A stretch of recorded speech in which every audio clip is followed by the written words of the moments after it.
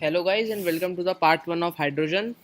Hydrogen के भी hydrocarbons की तरह ही 6 पार्ट आएंगे और ये है पार्ट वन, जिसमें मैं बेसिक डेफिनेशन एक्सप्लेन करूंगा कि हाइड्रोजन की डिस्कवरी किसने किया, हाइड्रोजन है क्या। तो आगे बढ़ते हैं स्लाइड्स की ओर। तो इंट्रोडक्शन में हम लोग पढ़ेंगे हाइड्रोजन क्या होता है। केमिकल कंपाउंड होता है जो कि गैसेस फॉर्म में होता है। आपको पता है हाइड्रोजन एक गैस होती है रूम टेम्परेचर पे।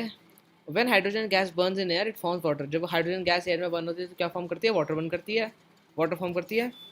जो फ्रेंच केमिस्ट था Antoine Antony Lavoisier named hydrogen from the Greek words for water former. Water former को क्या कहते हैं, हाइड्रोजन। उससे ये इसने ग्रीक एक्सप्लेनेशन से इसने नॉमेनक्लेचर किया हाइड्रोजन का। दूसरे पॉइंट में क्या, hydrogen has the smallest atoms of any element. A hydrogen atom contains one proton and only one electron. जिसमें प्रोटॉन जो होता है वो सेंटर होता है यानी कि न्यूक्लियस होता है, और जो इलेक्ट्रॉन होता है वो रिवॉल्व करता है। Pure hydrogen exists as hydrogen gas in which pairs of hydrogen atom bonds together to make molecules. तो हाइड्रोजन एटम फाउंड कैसे हुआ ये इसमें दे रखा है। डिस्कवरी किसने की थी, हेनरी कैवेंडिश। हेनरी कैवेंडिश एक ब्रिटिश साइंटिस्ट था। उसने हाइड्रोजन की डिस्कवरी की थी लंदन में, और जो ईयर ऑफ डिस्कवरी था वो गया था 1766।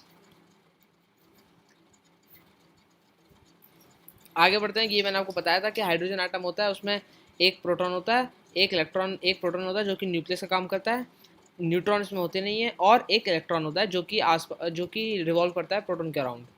The hydrogen atom consisting the proton in the centre of the nucleus of the hydrogen atom and the electron travelling around of the nucleus. Hydrogen atom दिखता है कैसे वो आप देख लीजिए, वैसा दिखता है। ये इसकी हाइब्रिडेशन एक्सप्लेन कर रखी है जो कि होती है डी जेड स्क्वायर। देखो डी जेड स्क्वायर में है, ये शेप डी जेड स्क्वायर की होती है। पोजीशन क्या होती है पीरियोडिक टेबल में, उसकी बात करते हैं। Hydrogen is the first element in the periodic table of the elements and is represented by symbol H, capital H. Hydrogen with only one proton is the simplest element. It is usually placed in period one and group one of periodic table, यानी कि period one है और उसका group भी one है। Hydrogen can combine chemically with almost every other element and forms more compound than other element does. यानी कि hydrogen के सबसे ज़्यादा कंपाउंड्स होते हैं और किसी भी एलिमेंट के इतने ज़्यादा कंपाउंड फॉर्म नहीं हो सकते जितने आप हाइड्रोजन से कर सकते हो। These compound include water, minerals and hydrocarbons. Compound made of carbon and hydrogen, जैसे कि हमने पिछले चैप्टर में कवर किया था हाइड्रोकार्बन्स।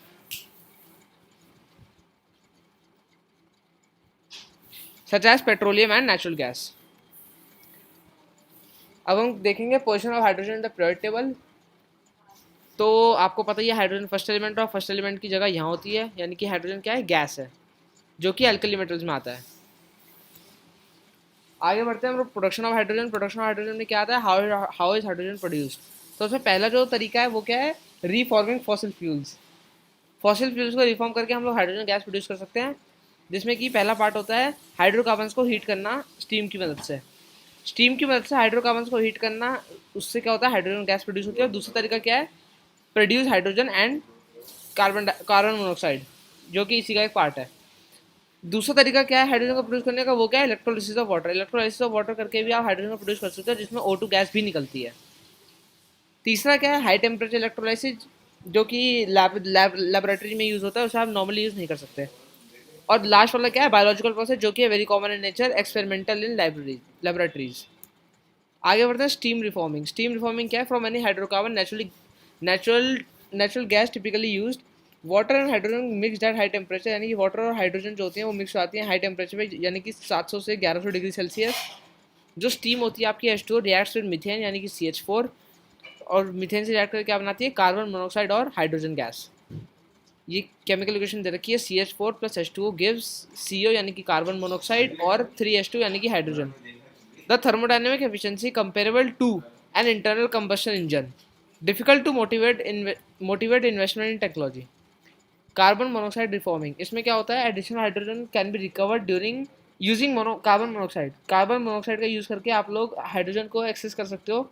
एक तरीका तो वो था जो मैंने पिछले बताया था कि मीथेन को आप वाटर के साथ रिएक्ट करा दो, और दूसरा तरीका क्या है, कार्बन मोनोऑक्साइड को फिर वाटर के साथ रिएक्ट करो तो क्या होगा, कार्बन डाइऑक्साइड देगी और हाइड्रोजन गैस देगी, और 40 किलो जूल की एनर्जी भी निकलती है। Oxygen atom stripped from steam, ये भी एक तरीका, लेकिन ये अनपॉपुलर है। और जो अच्छा अच्छा वाला तरीका है वो क्या है, कार्बन मोनोऑक्साइड की हाइड्रेशन करा देते हैं।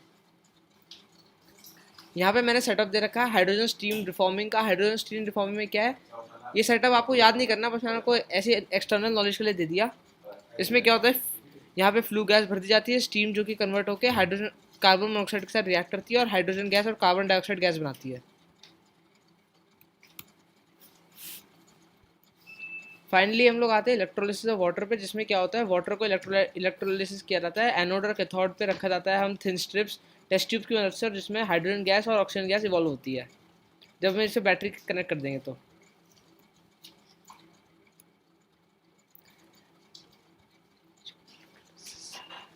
जो रिन्यूएबल एनर्जी होती है इलेक्ट्रोलाइसिस की, वो भी हाइड्रोजन से आती है, क्योंकि हाइड्रोजन क्या है, एफिशिएंट सोर्स ऑफ फ्यूल है।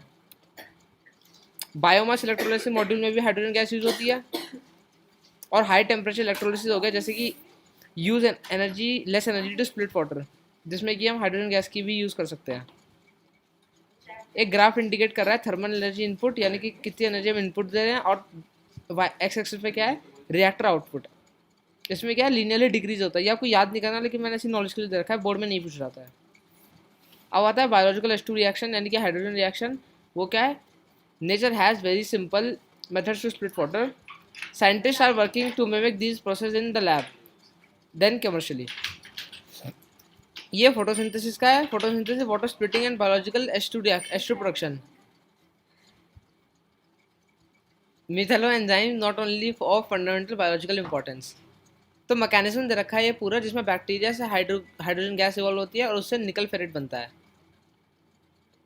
तो इतना हम लोग कवर करेंगे पहली स्लाइड में। और देखो नीचे नीचे दे रखा है 4 रिएक्शन दे रखी हैं, 4 नहीं बेसिकली 3 कन्वर्जन दे रखा है, जिसमें क्या है, वाटर रिएक्ट करता है इन दी प्रेजेंस ऑफ सनलाइट, तो वो क्या देता है, 4 electron, 4 hydrogen items, H+ item basically, यानी कि हाइड्रोजन आयंस और ऑक्सीजन गैस। और फिर वो फर्दर रिएक्ट करते हैं, वो क्या देते हैं, twice of hydrogen ions, 2 electron और साथ में हाइड्रोजन गैस, जो कि एज अ फ्यूल यूज हो सकती है।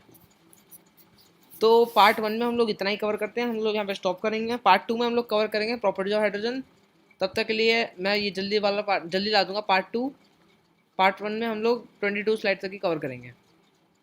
ठीक है, thank you everyone for watching.